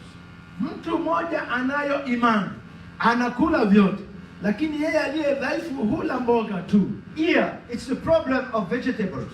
Hapa kuna shida ya mboga, But sometimes between my wife and me, or a brother, it's not vegetables. lakini wakati mwingine kati ya mimi na mke wangu shida sio mboga. It's other situations Kuna hali zingine ambayo inakuwa shida, that we put in the oil of the fire and let it burn even more. mahali ambapo tunaweka mafuta juu ya moto kusababisha uwake It is zaidi. not necessary. We must not go this route. Hilo sio la lazima, tusiendeleze moto huo au mzizi hiyo. If he wants to eat even his vegetables, let him eat. Mtu akitaka kula mboga siale. Let this not become a barrier between you and me. Hilo lisiwe ndio kizuizi kati ya mimi na wewe. sometimes discussing opinions. Wakati mwingine mijadala ya misimamo. Each one can have his opinion. Kila mtu anaweza kuwa na msimamo wake. Let's just respect the opinions. Hebu tukubaliane na wazo la mtu. But let's just discuss the opinions to the point that it will separate and divide Lakini us. tusiongelee mawazo na mitazamo yetu mpaka tukajadiliane mpaka ikatugawanya. This is the work of the flesh. Hiyo ni kazi ya mwili. We must stop that. Tunapaswa kusimamisha hayo. Don't let the fire carry on. Usiruhusu moto kuendelea. Walk in the love of Christ. Tembea katika upendo wa Mungu. These are things that needs not to be among us. Haya ni mambo ambayo haipaswi kuwa katikati It's yetu. causing trouble. Yanaleta migogoro. It's bothering our relationship. Inatusumbua uhusiano wetu. Let not him who eats despise him who does not eat. Yeye alaye asimdharau huyu asiyekula. And let him who does not eat judge him who eats. Wala yeye asiyekula asimhukumu huyu alaye. For God has received him. Maana Mungu amemkubali. God has received both. Mungu amewakubali wote. One is despising, the other one is judging. Mmoja anadharau, mwingine anahukumu. This is not walking in the love of God. Huu sio upendo wa Mungu katika kanisa. Verse 13. Mstari wa 13. Therefore let us not judge one another any more. Basi Are you there? jamani, mko hapo? Tusizidi kuhukumiana tena. Mko hapo? Any more means not at all. Yaani tusihukumiane tena At any time. wakati wowote, Anywhere. mahali popote. Walk in the love of Christ. Tembeeni, enendeni katika upendo wa Mungu. But rather resolve this. Bali afadhali tueni hukumu hii, Not to put a stumbling block or a cause to fall in our brother's way. mtu asitie kitu cha kumkwaza ndugu au cha kumangusha. Love will never make someone stumble. Upendo hautamuangusha mtu, hautamkwaza mtu. Now we are causing obstacle for the brother or sister to fall. Sasa sisi ndio tunaweka vizingiti au vikwazo kwa ndugu au dada kuanguka. Verse 21. Mstari wa 21. It is good neither to eat meat nor drink wine, nor to do anything by which your brother stumbles or is offended or is made weak. Maana ni vyema kutokula nyama wala kunywa divai wala kutenda neno lolote ambalo kwa hilo ndugu yako hukwazwa. You know, sometimes we want to come and pass a judgment and say it has to be like that and not like that. Unajua wakati mwingine tunataka kuja mbele za watu na kuhukumu mambo hili linapaswa. We are legalistic. Tunakuwa watu wa sheria. And it becomes a barrier of the love of God that is in our heart. Na hilo linakuwa kizuizi cha upendo wa Mungu uliomwagwa kwenye mioyo yetu. Too many principles. Kanuni zinakuwa nyingi mno. Opinions. Maoni ya watu. Let's the cross of Jesus put all this to death in our life. Hebu msalaba wa Yesu ulete katika kifo mambo haya yote katika Let these barriers fall. Hebu vizuizi hivi vyote vianguke. Hallelujah. Hallelujah. We will have to give access of our attitude and behavior towards our brothers and sisters if we don't make good. We will have to give account. We will have to give account, tutatoa hesabu of our attitude and behavior wa hali za tabia zetu towards na hali our zetu brothers and sisters dhidi ya ndugu zetu, dada yangu au dada if we zetu, don't make good.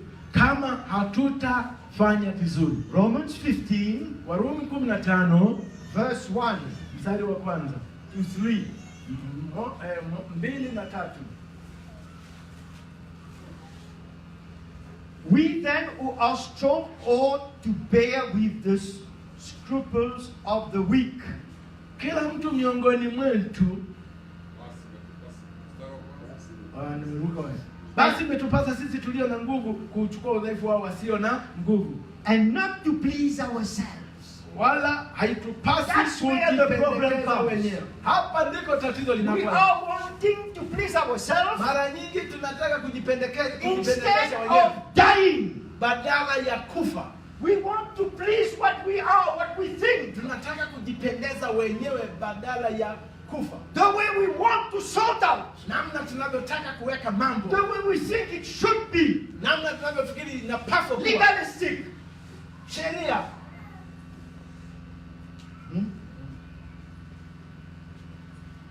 We don't see to please the other one. Hatuoni umuhimu wa kuwapendeza wengine. It's a givenness attitude to love. Ni hali ya kujitoa ndio inadhihirisha upendo. So much of ourselves needs to disappear. Mara nyingi, yani kwa wingi sana, asili yetu au nafsi zetu For us to success in what we are reading here. ili tuweze kufaulu katika hichi ambacho tunakisoma. Let each of us please his neighbor for his good. Kila mtu miongoni mwetu ampendeze jirani yake apate wema, And this will lead to edification. na hili litaleta ujenzi wa maisha yake mwenyewe. When I think I'm taking my position in Ninapofikiri my opinion, ninachukua nafasi yangu katika maoni yangu mimi is mwenyewe, keeping me away from my brother and sister. inanitenganisha mbali na dada yangu na ndugu yangu. But God wants our edification together. Lakini Mungu anataka tujengwe pamoja.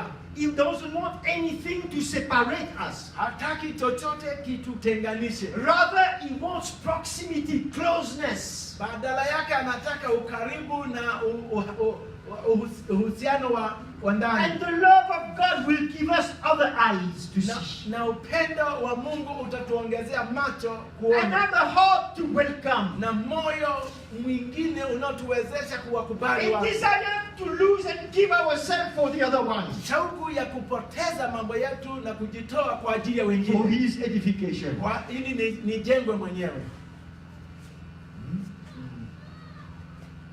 For even Christ did not please Himself. Kwa maana Kristo naye hakujipendeza mwenyewe. Are we following Christ? Jamani, tunamfuata Yesu. He didn't please Himself. Hakujipendeza mwenyewe. And we must not be wanting to please Na ourselves. sisi hatupaswi kujipendeza wenyewe. To come out that we have won. We have won a case. Yaani kuja mbele, nimeshinda, mimi niko sahihi. Nimeshinda kesi. If Jesus wanted to win His case, Kama Yesu angetamani, angetaka He would kushinda have kesi, called all the angels to come. angeitisha malaika wote waje.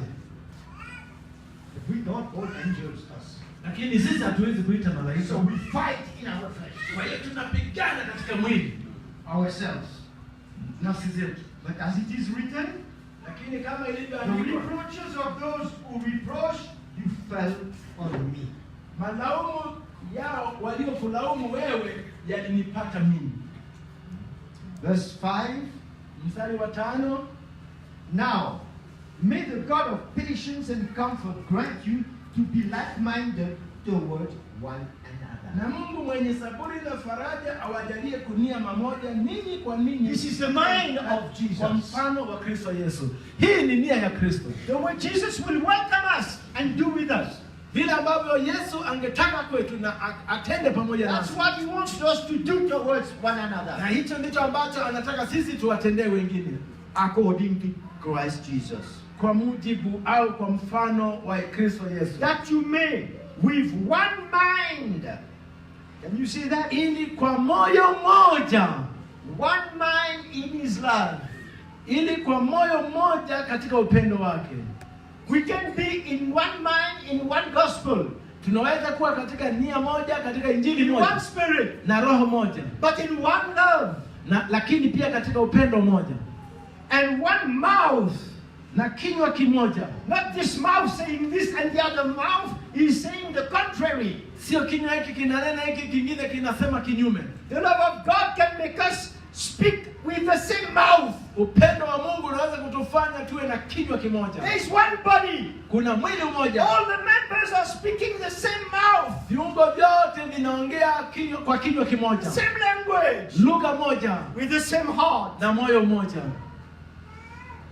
Glorify the God and Father our Lord Jesus Christ. 6. At the end of 6. 15. 15:6, my brother. Okay. Yeah. Ili kwa masomanisi mpate kumtukuza Mungu Baba Bwana wetu kumtukuza Mungu Baba wa Bwana wetu Yesu Kristo. Therefore, Kwa hiyo receive one another just as Christ also received us to the glory of God. mkaribishane ninyi kwa ninyi kama naye Kristo alivyotukaribisha. On the cross, Pale msalabani. only the cross Msalaba pekee that works in us unaotusaidia kutendea is kazi. death to our flesh, Ndio peke yako unaweza kuleta kifo katika miili yetu, in order to love and consider ili tupate kupenda na kufikiria in freedom one Kati- another. kufikiriana kwa uhuru moja na mwingine. In the world, they talk about freedom of speech. Katika ulimwengu wananena uhuru wa kuongea. We speak of freedom of love. Sisi tunaongea uhuru wa kupenda. Law will strengthen the state of the flesh. Sheria No, I'm just saying. sheria itaimarisha Will strengthen the state of our flesh itaimarisha hali ya miili yetu and harden our heart. na kuleta mioyo yetu And kwa we migumu, won't be able to build one another, na hatutaweza kujengana. but instead we will destroy one another. Badala yake tutaharibiana, kuharibu moja na mwingine. Galatians chapter 5. Wagalatia sura ya 5. Are you glad to go in the Word of God like that? Jamani, mnafuraha tukienda kwenye neno la Mungu namna hiyo? Mainly if you haven't touched your Bible for 1 month. Hasa inakuwa nzuri zaidi kama mwezi mzima ulikuwa hujasoma Biblia yako. Leo ni leo. That should be very, very, very bad. Na iwe mbaya sana sana kwa. Galatians chapter 5, Wagalatia sura ya 5, verse 13. mstari wa 13. But all things that are exposed and made manifest. Where am I? Galatians? No. Oh Lord, help us. Galatians chapter 5, 13. 13. For you, brethren, listen, have been called to liberty. Maana ninyi ndugu mliitwa mpate uhuru. Only do not use liberty as an opportunity for the flesh, Lakini uhuru wenu isiwe sababu ya kufuata but mwili, through love serve one another. bali tumikianeni kwa upendo. For all the law is fulfilled in one word. Maana Torati yote imetimilika katika neno moja. Even in this, you shall love your neighbor as yourself. Nalo ni hili, umpende jirani yako kama nafsi yako. Now listen in verse 15. Angalia sasa mstari wa 15. But if you bite and devour one another, Lakini mkiumana na kulana, beware lest you be consumed by one another. angalieni msije mkaangamizana. We are not brother dog and sister cat. Sisi sio kaka umbwa na dada paka. To want to devour each other Kutamani kuraruana and kill. na kuuana. This is the human flesh, Huu ni mwili wa mwanadamu, like the animals. sio wanyama.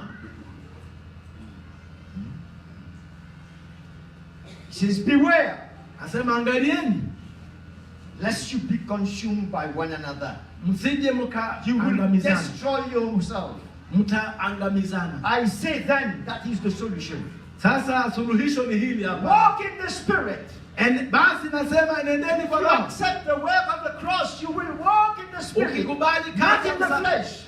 ukikubali kazi ya msalaba utaenenda katika Roho, hakuna tena cha mwili. Then you shall not fulfill the lust of the flesh. Hapo hamtazitimiza kamwe tamaa za mwili. You will devour less and less. Mtaumizana kidogo kidogo You zaidi will na love zaidi. more and more. Badala yake mtapendana zaidi na Because zaidi. you will walk in love kwa sababu mtaenenda With your katika heart. upendo moyoni mwenu.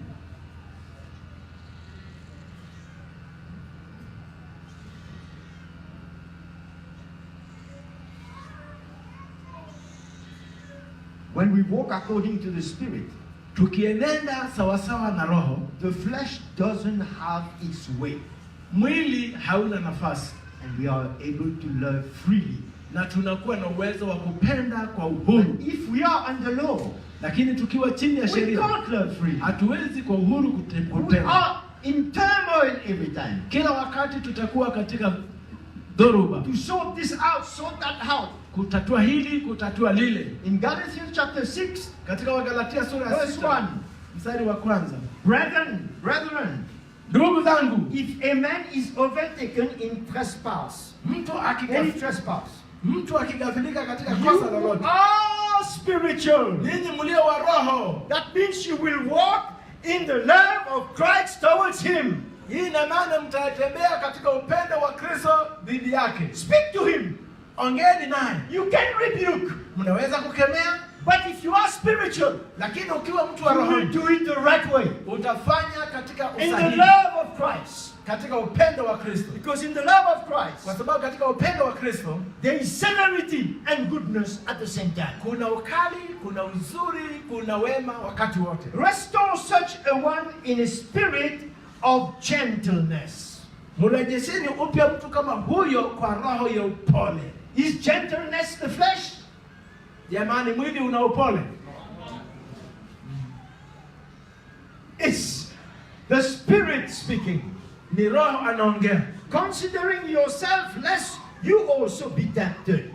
Ukijiangalia nafsi yako usije ukajaribiwa wewe mwenyewe. If we come with law, Tukija na we sheria rebuke, kukemea and watu, tomorrow we fall again ourselves. alafu kesho unaanguka mwenyewe. Doesn't mean anything. Haina maana yeyote. Rather come in the love of Christ. Badala yake tuje kwa upendo For wa one Kristo to be restored. ili kumrejesha huyu. Bear one another's burden Mchukuliane mizigo and so fulfill the law of na Christ. kuitimiza hivyo sheria ya Kristo. That's the love of God. Hmm? To carry the burden. Beana mizigo. Don't carry my burden if I don't want to forgive.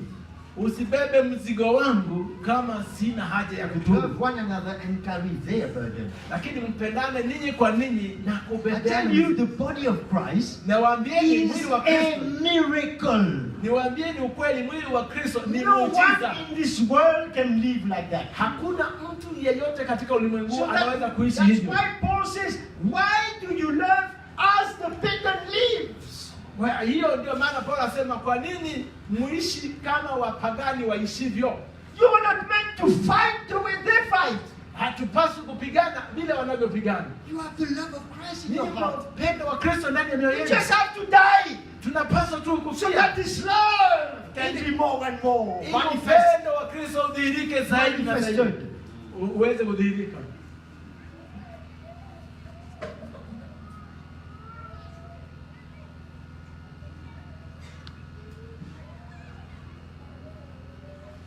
Those who will want to walk in the Spirit will avoid vain discussions and dispute. Wale watakaotamani kutembea katika roho wataepukana na mijadala na migogoro. You can read that in 2 Timothy Unaweza kusoma hilo katika Timotheo wa pili chapter 2 verse 14 and 26 sura ya pili mstari wa and 14 and 23. na mstari wa 23. Matthew 7 Mathayo 7 verse 1. 7:1. Judge not that you be not judged. Inasema msihukumu mtu, msihukumu msije mkahukumiwa ninyi. For with what judgment you judge, you will be judged. Kwa kuwa kwa hukumu ile uhukumuyo ndio mtakayohukumiwa, According to your carnal judgment. kulingana na hukumu yako ya kimwili And with the measure you are using na kwa kipimo kile mpimiacho in your judgment, katika hukumu yenu. carnal judgment, Hukumu ya it will be kimwili measured back to you. ndicho mtakachopimiwa.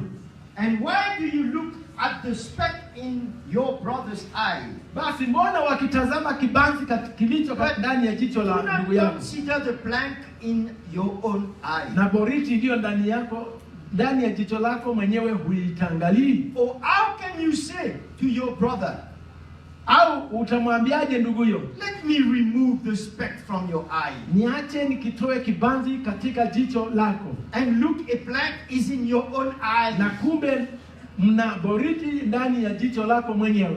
When there is something bigger in your eyes, Ukiwa na jambo kubwa zaidi katika your macho yako, judgment can't be right. hukumu yako haitakuwa sahihi. He says, hypocrite, Anasema mnafiki, first that you need to toa do. kwanza ile boriti katika jicho lako mwenyewe. Remove the plank from your eye first. Ondoa boriti katika jicho lako mwenyewe kwanza. Sort out your own heart Shughulika na moyo wako kwanza before you judge. kabla hujahukumu, Because your judgment is going to be carnal. kwa sababu hukumu yako itakuwa ya kimwili. And then you will see clearly. Alafu kisha toa, utaona mambo vizuri. You will have a spiritual judgment Utaleta hukumu ya kiroho to help your brother and remove what is wrong in his eye. kumsaidia ndugu yako na kuondoa kisichofaa, ambacho si sahihi kwenye macho yake. Credible, eh? Jamani, mnasikia hiyo? It's when we are sorting out our life Ni wakati tunachunguza mioyo that yetu we have kwanza, the discernment. ambao tunapata Because uwezo to wa sort my kupambanua. life, I need to humble myself. Kwa sababu nikishughulika na moyo wangu itabidi nijinyenyekeze mwenyewe, Then with that humble heart, na kwa moyo huo I will mnyenyekevu have the right discernment to help my nitakuwa brother. na upambanuzi wa kumshughulikia na kumsaidia And the ndugu yangu right heart. katika moyo sahihi. How long am I going now? Go ahead, man. John chapter 8. Sura ya 8 Yohana. Au mmechoka jamani? Mimi niwaambia tusonge mbele. Verse 15.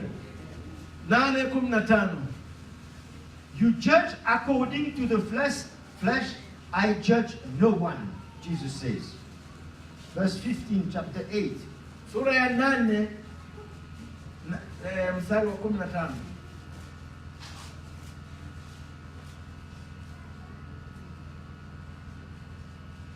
Tumefika hapo.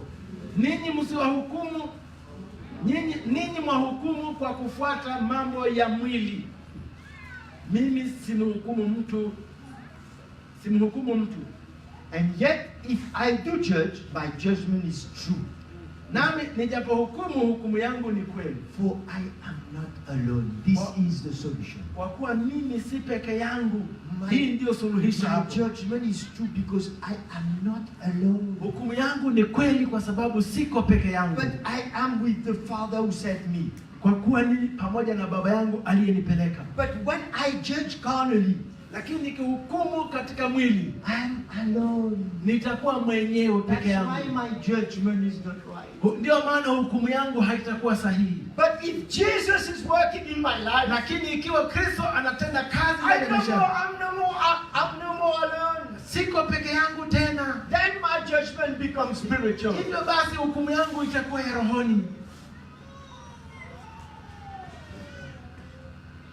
In the flesh, we are alone in our judgment. Katika mwili tuko peke yetu katika hukumu, And we are not right. na hatuko sawa. But walking in the Spirit with the Lord, Lakini kutembea katika roho na we Bwana, have the right discernment. tutakuwa na upambanuzi sahihi. Ephesians chapter 4. Waefeso sura ya 4.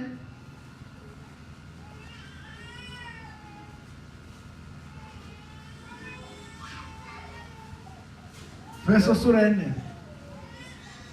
Thus, Mstari 13. wa 30. And do not grieve the Holy Spirit of God, by whom you were sealed for the day of redemption. Wala msimhuzunishe Roho Mtakatifu wa Mungu, ambaye kwa yeye mlitiwa muhuri hata siku ya ukombozi. Let all bitterness, wrath, anger, clamor, and evil speaking to put away from you with all malice. Uchungu wote na ghadhabu na hasira na kelele na matukano yaondoke kwenu, pamoja na kila namna ya ubaya. That has to be the work of Christ in our life. Wapendwa, hilo ni zito na inapaswa iwe ni kazi ya msalaba ndani ya maisha yetu, ndugu zangu. He's speaking to Christian here. Hapa anaongea na Wakristo hapa. And be kind to one another. Na Verse 32. tena iweni wafadhili ninyi kwa ninyi, Tender-hearted, wenye huruma, forgiving one another, mkisemeana ninyi kwa ninyi, even in as God in Christ. kama forgave Mungu you. katika Kristo alivyowasamehe ninyi. Christian life is something else. Wapendwa, maisha ya Kikristo ni kitu We kingine. need Jesus, my brother. Tunahitaji Yesu, ndugu zangu. Huh? We need the work of the cross in us.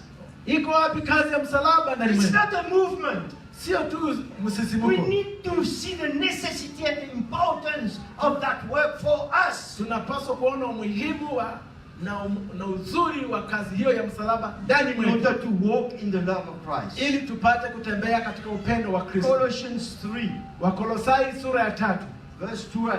mstari wa 12. Therefore, as the elect of God, holy and beloved. Basi kwa kuwa mmekuwa wateule wa Mungu, watakatifu, wapendwa, Put on tender mercies, kindness, humility, meekness, long suffering. jivikeni moyo wa rehema, utu wema, unyenyekevu, upole na uvumilivu. And this always concerns relationship in the body of Christ. Na hii zinahusika sana na mahusiano. Wherever you see one another. Yaani unapoona kila wakati ukiona ninyi kwa ninyi, ninyi kwa Concerns ninyi, our relationship. inahusiana na Bearing mahusiano. with one another. Verse 13.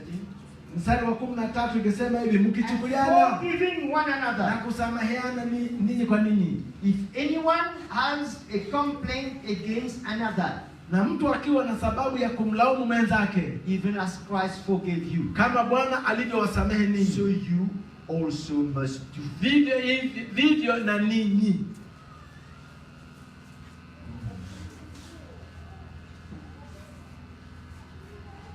Hallelujah. Haleluya. The flesh can hurt. Mwili unaumiza na jeruhi. So when we are hurt, Na tunapojeruhiwa we want to repay evil tunataka kulipa mabaya and don't want to forgive. na hatutaki kusamehe, Because emotionally we have been affected. kwa sababu kimsisimuko But tumetibuliwa. brothers and sisters, let's walk in the love of Lakini Christ. ndugu zangu na dada zangu, hebu tutembee katika upendo wa Kristo. Let's forgive. Hebu tusamehe That the Lord can heal and restore our heart. ili Bwana apate kuponya na kurejesha mioyo yetu.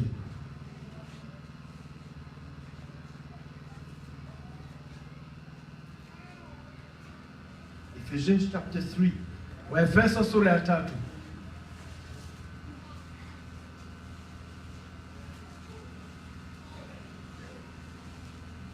17. mstari wa 17. That Christ may dwell in your hearts through faith, that you being rooted and grounded in love, Kristo akae mioyoni mwenu kwa imani, mkiwa na shina na msingi katika upendo, and that together we may be able to comprehend with all the saints ili mpate kufahamu pamoja na watakatifu wote what is the width and length and depth and height, jinsi ulivyo upana na urefu na kimo na to know kina, the love of Christ which passes knowledge, na kujua upendo wake Kristo upitao ufahamu, that you may be filled with all the fullness of God. Mpate kutimilika katika utimilifu wote wa Mungu. Last chapter. Sura ya mwisho. And this you all know about this chapter. Na hii kila mtu anajua. What chapter is it? Sura ya ngapi hiyo? Who can tell me? Mtu mmoja atutajie. 1 Corinthians 13. But we will not go through 1 Corinthians 13 now. Sasa hatutaenda hapa. I'll just draw your attention now Nitaka tu niwakumbushie, niwaamshe in verse 2. Hatutaenda yote, tutaenda mstari wa pili tu. And though I have the gift of prophecy. Wakorintho wa kwanza sura ya 13 mstari wa pili. Tena nijapokuwa na unabii And understand all the mysteries. na kujua siri zote na maarifa yote. And all the knowledge. Nijapokuwa na imani timilifu. And though I have all faith. Na kuwa na kiasi cha na imani kubwa. So that I could remove Nijapokuwa na imani mountains. hata kuhamisha milima. But I've not love. I am nothing. Kama sina upendo si kitu mimi. Nothing. Si kitu. We can't boast on all these other things. Hatuwezi kuona fahari katika mambo haya yote. Christians, Wakristo, we don't walk in love. kama hatutaenenda Love katika and love of Christ na upendo wa Kristo manifesting in our lives. na upendo wa Kristo ukidhihirika katika maisha yetu, We are nothing. sisi si chochote. And though I bestow all my goods to feed the poor, Tena nikitoa mali zangu zote kuwalisha maskini, and though I give my body to be burned, tena nikitoa mwili wangu niungue and I moto, have no love, kama sina upendo profits me nothing. hainifaidi kitu. That's tough, huh? Zito, Even if I give my life hata kama nikitoa maisha to yangu be burned, nichoma moto, I don't walk in love.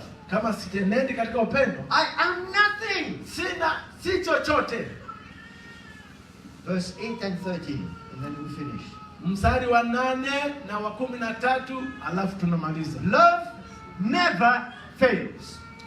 Mstari wa 8, upendo haupungui neno, But whether there are prophecies, bali ukiwepo nabii they will fail. utabatilika. All the gifts. Zikiwepo lugha, Whether there are tongues, zikiwepo lugha they will cease. zitakoma. We can't prove anything through them. Hatuwezi kuhakiki mambo kwa sababu ya Whether lugha. there is knowledge, Yakiwepo maarifa it will vanish. away. yatabatilika.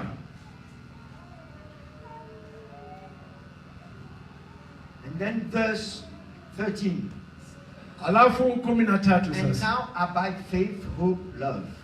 Basi sasa inadumu imani, tumaini, upendo. These three are important. Na haya matatu ni muhimu But the sana. greatest of these is love. Lakini lililo kuu katika haya ni upendo. In the same way that the Holy Spirit has replaced law, Vile vile kama ambavyo Roho Mtakatifu amekuja kubatilisha sheria. when Jesus died on the cross for us, Pale Yesu alipokufa msalabani. in the same way, Vivyo hivyo, love needs to replace law in our life. upendo unatakiwa uchukue nafasi ya sheria katika maisha yetu. Replace that spirit of law. Ichukue mbadala, sio roho ya sheria. Let's pray together as a body this morning. Hebu tuombe pamoja kama mwili asubuhi ya leo. We will share the table of the Lord. Is there it yet? Kuna meza ya Bwana leo imetengenezwa? Was not prepared. Okay. We need to be always prepared. Ilitakiwa siku zote iwepo hapo. Hallelujah. Haleluya. Let's stand up now. Tusimame sasa. Because I'd like this morning Kwa sababu ningetamani asubuhi ya leo that our hearts be open to one another. kwamba moyo wetu uwe wazi moja na mwingine, That if there is anything in our life kwamba kukiwa na jambo lolote katika maisha yetu that is not right, ambalo halijakaa sawa, we may put it right this morning before the Lord. tunapaswa kulirekebisha jambo hili mbele za Mungu. We need to put all things right. Tunapaswa kuweka mambo yote sawa sawa We mbele za don't Mungu. want to keep anything Hatupaswi kuhifadhi, kutunza or any chochote obstacle in our ambayo attitudes. itakuwa kikwazo katika tabia zetu. If we need to repent, Kama tunapaswa if we kutubu, need to forgive kama tunapaswa one kuhukumu another, moja na mwingine, husband, wife, mume, children, mke, watoto, parents, wazazi, brothers, sisters, ndugu, dada, let's not give way to our flesh and our pride. hebu this tusipe morning. mwili wetu kiburi na nafasi ya Let's give milele. way to our heart and to Baada the yake love of tutoe Christ. nafasi kwa moyo wetu na kwa upendo wa Kristo. We are His body, Sisi ni mwili wake and we need to disappear na sisi tunapaswa kutoweka and let His love appear in our na heart. kuruhusu upendo wake udhihirike katika maisha yetu. Are you there? Uko hapo? Jesus, Yesu, we are your body. sisi ni mwili wako. You have paid a price with your blood. Umelipa gharama kwa kumwaga damu yako. Today you have gathered us as one. Leo umetukusanya kama mtu mmoja. We want to live as one. Na sisi tunatamani kuishi kama mtu mmoja. We want to walk in your love. Tunataka kuenenda katika upendo, To grow in the spirit. kukua katika roho. To allow who we are to disappear. Tuondoe vile tulivyo kutoweke. And that it may no more be a veil unto your love.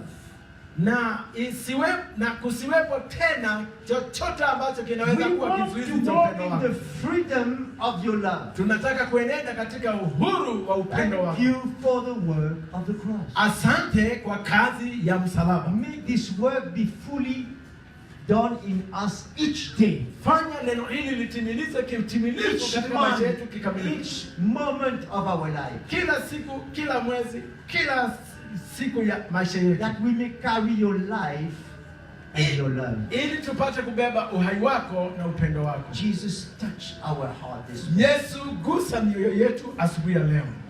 Hallelujah. Haleluya.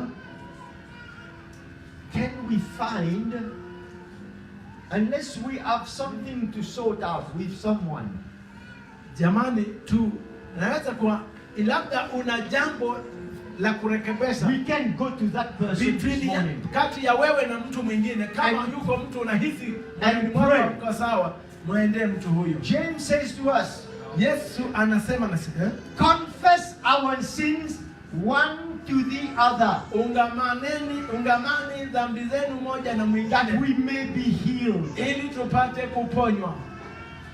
So it's a grace Kwa hivyo ni neema to open our heart. kufungua mioyo yetu, It breaks our pride. inavunja kiburi chetu. Go towards the person.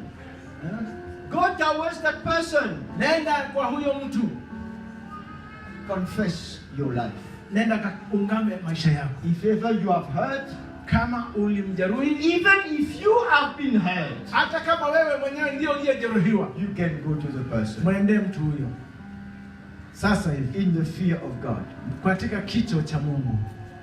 But if there are nothing to be sorted, Lakini kama hakuna kitu cha kuwekwa sawa, let's take the hand of a sister, a brother, hebu tuchukue mkono wa ndugu au dada or husband and wife. au mke au mume. Let's pray for one another. Shika mkono wa mtu mmoja aliye karibu nawe au mume wako aliye I karibu. don't ask you to do a little religious prayer. Hapa sitaki wewe ufanye I don't ask you to hold our hands like in a row. Sitaki tushikane mikono kama mstari. You hold the hand of a brother. Shika mkono wa ndugu. Sister, you hold the hand of the sister. Na wewe dada, shika mkono wa dada. Or husband, you hold the hands of your wife. Na wewe mume, shika mkono wa mke wako. And you talk. Na muongea. And you pray for one Na another. muombeane moja na mwingine. Is it clear? Imeeleweka hilo? Let's do it now. Sasa tufanye hivyo. And let the Holy Spirit lead us this morning. Na isipokuwa Roho Mtakatifu atuongoze, tumruhusu Roho Mtakatifu atuongoze. No one stays standing. Each one needs to be praying with someone. Asiwepo miongoni wetu amesimama peke yake. Kila mtu anapaswa kuwa anaomba na mtu. I'm not saying praying three. I'm just saying praying two only. Sisemi watatu, nimesema wawili peke yake. Only two. Wawili wakabiliane. We speak to our heart. Tunaongea na mioyo yetu. Tunaongea moyo kwa moyo. My brother. Thank you so much.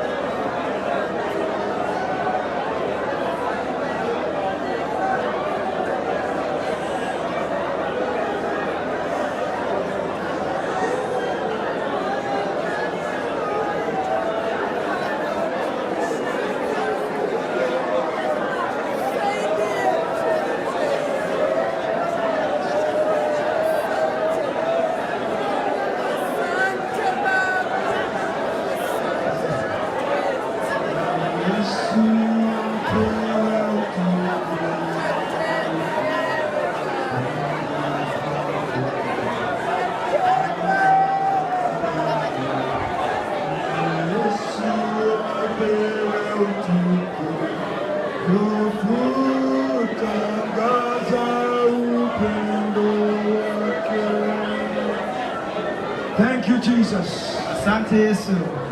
Thank you, Jesus. Asante Yesu. Thank you, Jesus. Asante Yesu. Thank you, Jesus. Asante Yesu. Thank you, Jesus. Asante Yesu. Amen. Amen. Amen. Amen. Na Yesu apewe utukufu. Tangaza upendo. Tangaza upendo. Na Yesu apewe utukufu. Tangaza upendo wake. We give all the glory to Jesus. Until of his love. Until of his love. We give all the glory to Jesus. Until of his wonderful love. Let's sing again. We give all the glory to Jesus. Hebu tuimbe wimbo huu tena, tunampa Mungu utukufu. Na Yesu apewe utukufu. Tangaza pendo. Tangaza pendo. Na Yesu apewe utukufu. Tangaza upendo wake. Oh, we give all the glory to Jesus. Until of his love. Until of his love. We give all the glory to Jesus. Until of his wonderful love. Father, we thank you for this word this morning. Baba, tunakushukuru kwa neno hili asubuhi ya leo. You are love. Wewe ni upendo. That's why you died on that cross, Ndio maana ulikufa katika msalaba, to manifest your love. upate kudhihirisha upendo. And we thank you this morning Na tunakushukuru kwa saa hii that you are helping us as a church kwamba unatusaidia kama kanisa through the gospel kupitia Injili to portray that love. ili kupata kulionyesha pendo hilo.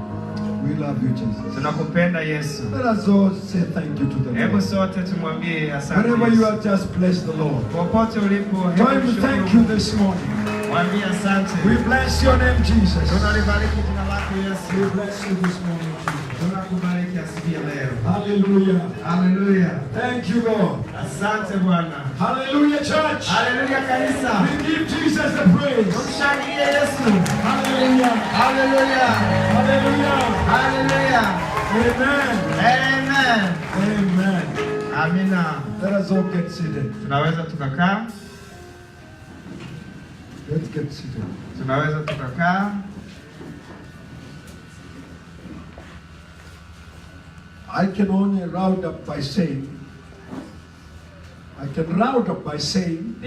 Naweza nikahitimisha kwa kusema Jesus is love. Yesu ni pendo. There's a very simple scripture that we say. Kuna andiko fupi huwa tunasema. Even I was taught in Sunday school. Na nilifundishwa wakati ule nikiwa mdogo sana. More and more it's becoming clearer and clearer. Lakini sasa linazidi kuwa wazi zaidi. For God so loved the world, Maana kwa jinsi hii Mungu aliupenda ulimwengu that he gave his only son. hata akamtoa mwanawe pekee. That whoever believes in him Kwa kila mtu amwaminie will not get lost. asipotee. Amen. Amen. So Jesus is love. Hivyo Yesu ni pendo. You know, there is a time we talk too much about love. Najua kuna mara nyingi sana watu tunafundisha na kuongea kwa habari ya We upendo. did it many years. Tulifundisha miaka iliyopita. It didn't work. na lakini haikuweza kufanya kazi.